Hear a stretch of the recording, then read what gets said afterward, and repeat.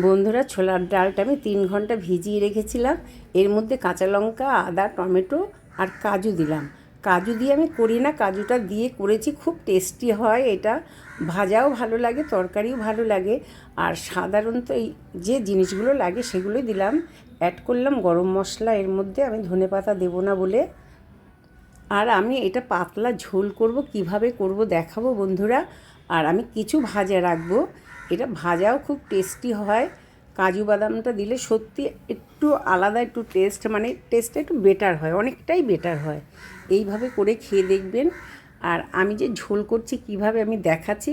আমি কিন্তু যেরকম মাছের ঝোল হয় আমরা করি নিরামিষ, সেরকম কিন্তু আমি করছি না। জিরে, ধনে, আদা কিছুই দিচ্ছি না। আমি কিন্তু কালো জিরে দিয়ে একটু আলু দিয়েছি, আর একটু শাক দেবো, টমেটো দিলাম, কাঁচা লঙ্কা দেবো মশলার মধ্যে, এইটুকু। আর নুন তো দিতেই হয়।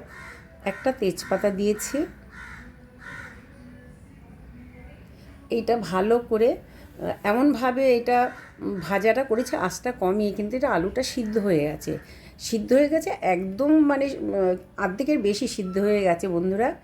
আর এই যে লাউ শাকের ডগাগুলো আমি দিলাম, আর একটু কিছু দেবো। সে আমার বাড়ির ফুল গাছের টবে আমি লাগিয়েছিলাম, সেগুলোই আমি দিচ্ছি।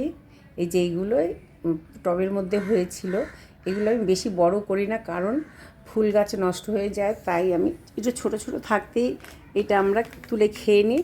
আর এই শাক খাওয়া তো খুবই ভালো শরীরের পক্ষে। এইভাবে আমি করেছি বন্ধুরা। এইভাবে খেতেও কিন্তু খারাপ হয় না, ভালোই হয়।